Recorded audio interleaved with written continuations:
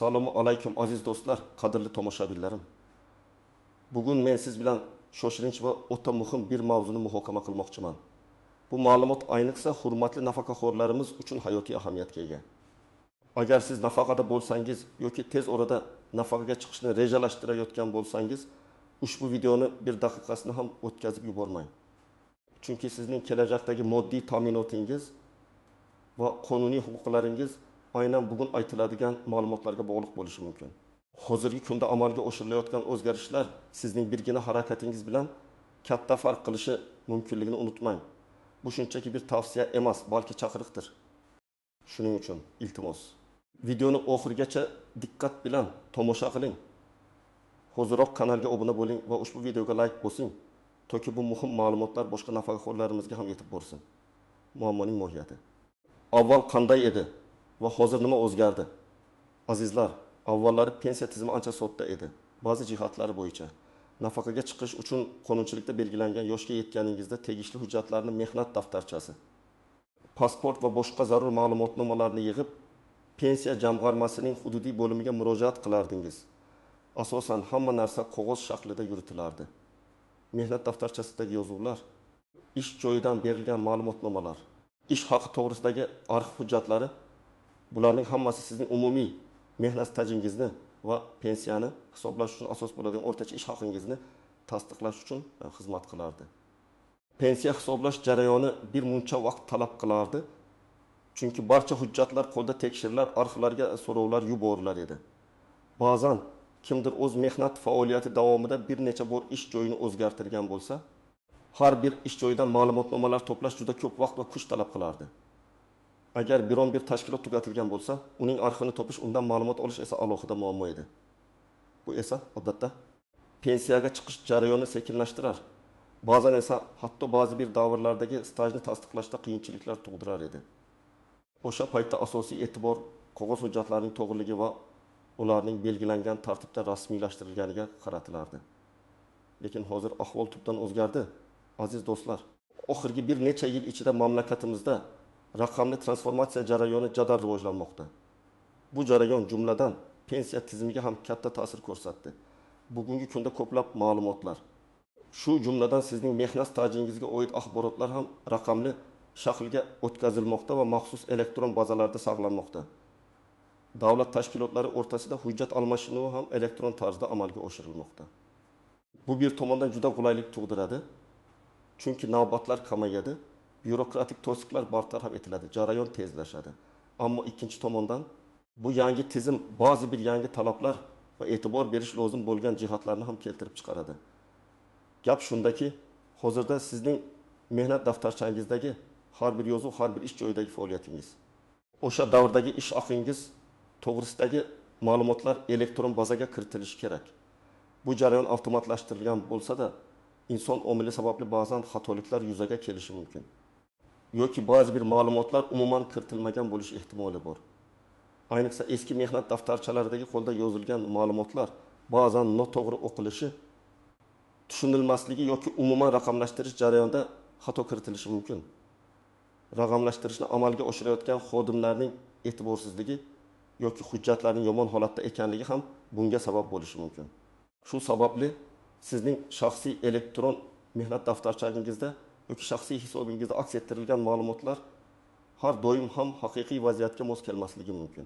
Hozir aytmoqchi bo'lgan asosiy hujjat esa aynan mana shu raqamlashtirilgan ma'lumotlarning to'g'riligini tasdiqlovchi yoki ulardagi kamchiliklarni bartaraf etishga yordam beruvchi hujjatdir. Bu hujjat sodda qilib aytganda sizning mehnat stajingiz to'g'risidagi elektron ma'lumotnoma bo'lib, uning to'g'riligini shaxsan o'zingiz tasdiqlashingiz yoki undagi xatoliklarni tuzatishingiz zarur. Agar siz hozirda nafaqaxo'r bo'lsangiz, pensiyangiz qayta hisoblanganda yoki biron bir yangi imtiyozga ega bo'lish uchun aynan mana shu ma'lumotlar aniq bo'lishi kerak. Agar yaqin kelajakda nafaqaga chiqmoqchi bo'lsangiz, bu sizning pensiyangiz miqdorini to'g'ri hisoblash uchun asos bo'ladi. Ushbu hujjatni olmaslik, uni tekshirmaslik yoki undagi xatoliklarga e'tibor bermaslik bu o'zingizni kelajakdagi pensiya yoki imtiyozlardan mahrum qilish demakdir. Batafsil tahlil, nimalarni bilishingiz kerak. Kim xavotirlanishi kerak va kim xavotirlanishi shart emas demak. Azizlar, keling, hozir sizga aytmoqchi bo'lgan muhim ma'lumotnoma nima ekanligini, kimga ayniqsa xavotirlanish lozimligini va kim nisbatan xotirjam bo'lishi mumkinligini batafsil tushuntirib beray. Gap shundaki, men sizga yagona milliy mehnat tizimi YMMT elektron bazasidan olinadigan mehnat staji to'g'risidagi ma'lumotnoma haqida gapirmoqdaman. Ba'zi joylarda u elektron mehnat daftarchasi ma'lumotnomasi deb ham atalishi mumkin. Bu ma'lumotnoma sizning ishlagan davrlaringiz, ish joylaringiz, lavozimlaringiz va ba'zi hollarda hatto ish haqingiz haqidagi barcha raqamlashtirilgan ma'lumotlarni o'z ichiga oladi. U sizning mehnat daftarchangizdagi ma'lumotlarning elektron variantidir. Nima uchun bu hujjat shunchalik muhim? Chunki hozirda pensiyalar aynan mana shu elektron bazadagi ma'lumotlar asosida hisoblanmoqda. Agar sizning mehnat daftarchangizdagi ba'zi bir davrlar elektron bazaga to'liq yoki noto'g'ri kiritilgan bo'lsa, bu to'g'ridan to'g'ri sizning pensiyangiz miqdoriga ta'sir qiladi. Keling, bir nechta real hayotiy misollar bilan tushuntiraman. Bir misol, Qahramon Bobo. Qahramon Bobo 1930-yillarda bir zavodda 15 yil ishlaydi. Keyin esa 2005-yilda maktabga ishga o'tadi va u yerda pensiyaga chiqquncha 10 yil ishlaydi. Uning umumiy mehnat staji 25 yil. Uning mehnat daftarchasi to'g'ri to'ldirilgan. Ammo zavodda ishlagan davri 2020-yilda elektron bazaga kiritilganda, zavod tugatilganligi sababli ma'lumotlarni kiritishda xatolik yuzaga keladi. Natijada uning 1990-2000-yillardagi 10 yillik staji elektron bazada aks etmay qoladi. Qahramon Bobo pensiyaga chiqqach, unga faqat 15 yillik staj asosida pensiya hisoblanadi. Pensiya miqdori kutilgandan ancha kam chiqadi. Agar Qahramon Bobo pensiyaga chiqishdan oldin YMMTdan o'zining mehnat staji to'g'risidagi ma'lumotnomasini olib, uni mehnat daftarchasi bilan solishtirib ko'rganida, bu xatolikni osonlikcha aniqlagan va o'z vaqtida tuzatishga imkon topgan bo'lar edi. Uning oyga oladigan pensiyasi masalan 1 million 500 ming so'm o'rniga 1 million so'm bo'lib qolishi mumkin edi. Bu oyga 500 ming so'm degani. Yiliga 6 ming so'm yo'qotish, yil davomida esa 6 ming so'm yo'qotishga teng. Shunchaki bir hujjatni tekshirmaganligi uchun ikki misol. Dilbar xola. Dilbar xola 1945 yildan 2000 yilgacha kolxozda hisobchi bo'lib ishlagan. So'ngra 2000 yildan 2015 yilgacha mahalliy hokimiyatda faoliyat yuritgan. Uning kolxozdagi ish staji ba'zan arxiv hujjatlari bilan tasdiqlanishi qiyin bo'lishi mumkin. Uning mehnat daftarchasida yozuvlar bor. Lekin kolxoz tugatilib, hujjatlari tartibsiz arxivga topshirilgan. Raqamlashtirish jarayonida uning kolxozdagi stajining bir qismi, masalan, 5 yili elektron bazaga kiritilmagan. U pensiyaga chiqqanida unga 5 yil kam staj bilan pensiya hisoblanadi. Agar Dilbar xola pensiyaga chiqishdan oldin o'z ma'lumotnomasini olganida va kolxozdan berilgan eski ma'lumotnomalar yoki arxivdan olingan tasdiqnomalar bilan pensiya jamg'armasiga murojaat qilganida, bu xatolikni tuzatishi mumkin edi. Bu holatda agar u oyga 1 ming so'm pensiya olishi kerak bo'lgan bo'lsa, xatolik tufayli 1 million so'm olishi mumkin edi. Bu har oy 1 million so'm kam pensiya demakdir. 3 misol, Sardor aka. Sardor aka ko'p yillar davomida 3 ta turli kompaniyada ishlagan. Birinchi kompaniyada 10 yil, ikkinchisida 7 yil, uchinchisida 8 yil, jami 25 yil staji bor. Uning birinchi ish joyi 1935-2005 yillarda bo'lgan. O'sha kompaniya 2010 yilda bankrot bo'lgan. Raqamlashtirish jarayonida bu kompaniya ma'lumotlari kiritilmagan yoki noto'g'ri kiritilgan. Sardor akaning 10 yillik staji elektron bazada yo'q. U pensiyaga chiqqanida faqat 25 yillik stajiga qarab pensiya tayinlanadi. Agar Sardor aka oldindan ma'lumotnomani olib tekshirganda, u bankrot bo'lgan kompaniyaning arxiviga murojaat qilib yoki pensiya jamg'armasi yordamida zarur hujjatlarni topib, o'z stajini tasdiqlashi mumkin edi. Bu ham pensiya miqdoriga to'g'ridan to'g'ri ta'sir qiladigan juda jiddiy holatdir. Kim xavotirlanishi kerak? Biri, keksa yoshdagi nafaqaxo'rlar, ayniqsa 60 yoshdan oshganlar. Ular Sovet davrida yoki mustaqillikning dastlabki yillarida ishlagan bo'lishlari mumkin. O'sha davrdagi qog'oz hujjatlar, mehnat daftarchalari, arxiv ma'lumotnoma bo'lishi, yozuvlar o'chib ketgan bo'lishi yoki umuman arxivga topshirilmagan bo'lishi mumkin. Ularning mehnat staji raqamlashtirishda eng ko'p xatoliklarga uchraydi. 2. Ish joylari tez-tez o'zgargan fuqarolar. Har bir ish joyidan ma'lumotlar alohida kiritiladi. Qancha ko'p ish joyi bo'lsa, shuncha ko'p xatolik ehtimoli bor. Biror ish joyi tugatilgan bo'lsa, undan ma'lumot olish yanada qiyinlashadi. O't tugatilayotgan yoki tugatilgan tashkilotlarda ishlaganlar yuqoridagi misollarda ko'rsatilgandek bunday tashkilotlarning arxivlari tartibsiz bo'lishi yoki umuman yo'q bo'lib ketgan bo'lishi mumkin. Ular bu ma'lumotlarni oldindan olib, o'z stajini tasdiqlash kerak.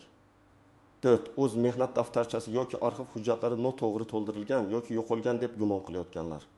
Ba'zan mehnat daftarchasidagi yozuvlar xato bo'lishi, muhrlar aniq bo'lmasligi yoki umuman ba'zi yozuvlar yo'q bo'lib qolishi mumkin. 5. Nafaqaga chiqishga yaqin qolganlar 1 yildan 5 yilgacha. Ular hozirdan o'z ma'lumotlarini tekshirib, xatolarni tuzatish uchun yetarli vaqtga ega bo'lishadi. Chunki tuzatish jarayoni ham bir necha hafta yoki hatto bir necha oy vaqt olishi mumkin. Nafaqaga chiqishga yaqin qolganda shoshilinch ravishda xatoliklarni tuzatishga harakat qilish stressli bo'lishi mumkin. Kim xavotirlanishi shart emas. Nisbatan. Hozirgi kunda rasmiy ravishda davlat tashkilotlarida ishlayotganlar, ularning ma'lumotlari odatda to'g'ri va muntazam ravishda elektron bazaga kiritiladi. Lekin shunga qaramay, eski stajlarda xatolik bo'lishi ehtimoli bor. Shuning uchun ular ham tekshirishi tavsiya etiladi. 2. Kichik va o'rta biznesda so'nggi 10-15 yil davomida uzluksiz ishlaganlar. Ularning ma'lumotlari nisbatan yangi bo'lganligi sababli elektron bazaga to'g'ri kiritilgan bo'lish ehtimoli yuqori. Biroq ularning ham eski stajlari bo'lishi mumkin. Davlat organlari tomonidan shaxsan yordam beriladigan toifadagi fuqarolar, nogironligi bo'lgan shaxslar, o'quvchisini yo'qotganlar, ularning hujjatlari pensiyachi jamg'armasi tomonidan ko'proq nazorat ostida bo'lishi mumkin. Lekin baribir o'zining shaxsiy nazorati zarar qilmaydi. Aslida azizlar, hech kim to'liq xotirjam bo'lishi shart emas. Har bir kishi yoshi ish stajidan qat'iy nazar o'zining mehnat staji to'g'risidagi ma'lumotnomasini olib, uni shaxsiy mehnat daftarchasi bilan solishtirib ko'rishi shart. Bu sizning kelajakdagi farovonligingiz uchun qilinadigan eng muhim qadamlardan biridir. Ba'zan kichik bir xato keyinchalik katta muammolarga olib kelishi mumkin. Istisnolar, nozik jihatlar va oshkor qilinmagan sirlar. Endi esa, azizlar, ushbu jarayondagi ba'zi istisnolar ko'pincha e'tibordan chetda qoladigan nozik jihatlar va kishilar ko'p bilmaydigan sirlar haqida gaplashamiz. Bu sizga jarayonni tushunishda va o'z huquqlaringizni himoya qilishda juda katta yordam beradi. 1. Ba'zi staj turlari elektron bazaga avtomatik kirmaydi. Hoji onalik va homiladorlik ta'tillari odatda bu davrlar mehnat stajiga qo'shiladi. Ammo raqamlashtirishda ba'zan bu davrlar xato tufayli o'tkazib yuborilishi mumkin.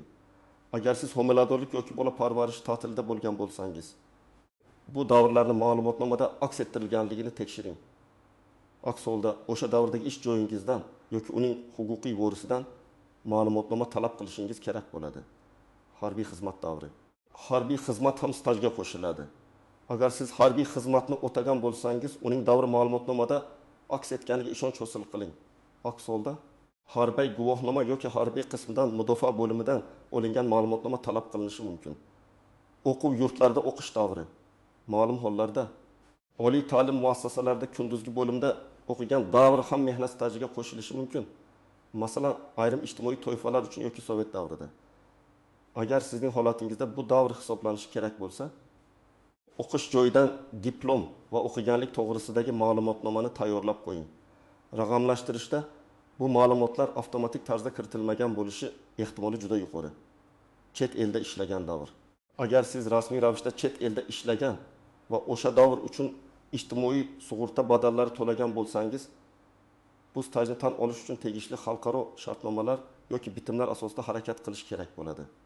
Bu ma'lumot YMMTda bo'lmaydi va uni alohida hujjatlar bilan tasdiqlash zarur. 2. Ish haqi haqidagi ma'lumotlarning aniqligi pensiya miqdori nafaqa stajga, balki sizning ishlagan davrdagi o'rtacha ish haqingizga ham bog'liq. Raqamlashtirish jarayonida ish haqi ma'lumotlari ham elektron bazaga kiritiladi. Lekin ba'zan faqat staj kiritilib, ish haqi to'g'risidagi ma'lumotlar kiritilmay qolishi mumkin. Yoki kiritilganda noto'g'ri bo'lishi mumkin. Bu ayniqsa 1990-2000 yillarda ishlaganlar uchun muhim. O'sha davrlardagi ish haqini tasdiqlovchi ma'lumotnomalar arxivdan yoki korxonaning o'zidan juda qadrlidir. Agar sizning ma'lumotnomangizda ish haqi to'g'risidagi ustun bo'sh bo'lsa yoki xato ma'lumotlar bo'lsa, uni tuzatish uchun alohida harakat qilishingiz kerak bo'ladi. Ba'zan eng ko'p ish haqi olingan 5 yillik davrni aniqlash uchun ham eski ma'lumotnomalar kerak bo'ladi. Uch, YMMT tizimidagi texnik nosozliklar va inson omili har qanday yangi tizimda texnik nosozliklar bo'lishi mumkin. Serverlarning vaqtincha ishlamasligi, ma'lumotlarning kechikib yangilanishi yoki dasturiy xatolar, bularning hammasi sizning ma'lumotnomangizni olish yoki undagi ma'lumotlarni ko'rishda qiyinchilik tug'dirishi mumkin. Shuningdek, ma'lumotlarni elektron bazaga kirituvchi xodimlarning e'tiborsizligi yoki kam tajribasi ham xatolarga sabab bo'lishi mumkin. Bu xatolarni faqat sizning shaxsiy nazoratingiz aniqlay oladi. Shu sababli ma'lumotnomani olgach, uni diqqat bilan har bir davr uchun tekshirish juda muhimdir. 4. Mehnat daftarchasidagi mursiz yozuvlar. Ba'zan mehnat daftarchasida yozuvlar bor, lekin ishdan bo'shash haqidagi muhri yo'q bo'ladi. Yoki ishga kirish yozuvi bor, ammo korxonaning muhri yo'q. Bunday yozuvlar elektron bazaga kiritilmaydi yoki kiritilgan taqdirda ham pensiya jamg'armasi tomonidan haqiqiy deb tan olinmasligi mumkin. Bunday holatlarda o'sha korxona yoki uning huquqiy vorisidan tasdiqlovchi ma'lumotnoma olishingiz shart bo'ladi. Agar korxona tugatilgan bo'lsa, arxivga murojaat qilish kerak. 5. Vaqtinchalik ishlar va shartnomalar. Ba'zi fuqarolar vaqtincha yoki fuqarolik huquqiy shartnomalar asosida ishlagan bo'lishi mumkin. Agar bu shartnomalar asosida ijtimoiy sug'urta badallari to'langan bo'lsa, bu davrlar ham stajga kirish kerak. Ammo bu turdagi ish faoliyati YMMTda har doim ham to'g'ri aks etmaydi. Bu holatda shartnomalar, pul o'tkazmalari, kvitansiyalari yoki badallar to'langanini tasdiqlovchi boshqa hujjatlar saqlanishi kerak. 6. Tadbirkorlik faoliyati davri. Yakka tartibdagi tadbirkorlar va fermerlar ham pensiya olish huquqiga ega. Agar ular belgilangan tartibda ijtimoiy soliq va badallarni to'lagan bo'lsa, bu davr ham ularning mehnat stajiga qo'shiladi. Ushbu ma'lumotlar ham YMMTda aks etishi kerak. Ammo soliq organlari bilan ma'lumot almashinuvi jarayonda xatoliklar yuzaga kelishi mumkin. Shuning uchun tadbirkorlar ham o'z ma'lumotnomalarini diqqat bilan tekshirishlari va soliq organlaridan olingan to'lov kvitansiyalar yoki ma'lumotnomalarni saqlashlari zarur. Ushbu nozik jihatlarni bilish sizga o'z huquqlaringizni to'liq himoya qilishga yordam beradi. Agar sizda shu kabi holatlar bo'lsa, ma'lumotnomani olgandan so'ng ayniqsa diqqatli bo'ling. Agar biror narsaga ishonchingiz komil bo'lmasa, pensiya jamg'armasining mutaxassislariga murojaat qilishdan tortinmang. Ular sizga maslahat berishga majburdirlar. Amaliy maslahatlar, tomoshabin nima qilish kerak xo'sh, azizlar. Men sizga beradigan amaliy maslahatlarim va aniq ko'rsatmalarimga o'tamiz. Qo'rqma, o'ylanma, harakat qil degan tamoyilga amal qiling. Bu jarayon sizga boshida biroz murakkab tuyulishi mumkin. Lekin men beradigan ko'rsatmalar bilan siz hamma narsani osongina hal qila olasiz. Bir qadam mehnat staji to'g'risidagi ma'lumotnomani oling. Bu hujjatni olish uchun sizda bir nechta variant bor. Davlat xizmatlari markaziga murojaat qiling. DXM siz o'zingizga qulay bo'lgan har qanday davlat xizmatlari markaziga DXM murojaat qilishingiz mumkin. U yerda elektron navbatga turasiz. Pasportingizni taqdim qilasiz va mehnat staji to'g'risidagi ma'lumotnomani so'raysiz. Xodimlar sizga ma'lumotnomani qisqa vaqt ichida chop etib berishadi. Bu usul juda qulay, chunki ko'pchilik tushunadi va oson bajaradi. Bu yagona interaktiv davlat xizmatlari portali. May orqali oling. Agar siz internetdan foydalana oladigan kompyuter yoki smartfonga ega bo'lgan faol nafaqaxo'r bo'lsangiz, May Tokubuz portaliga kiring. Oldindan eski elektron raqamli imzo yoki shaxsiy identifikatsiya raqami orqali ro'yxatdan o'tgan bo'lishingiz kerak. Portalda mehnat staji to'g'risidagi ma'lumotnoma xizmatini topib, onlayn tarzda murojaat qilasiz.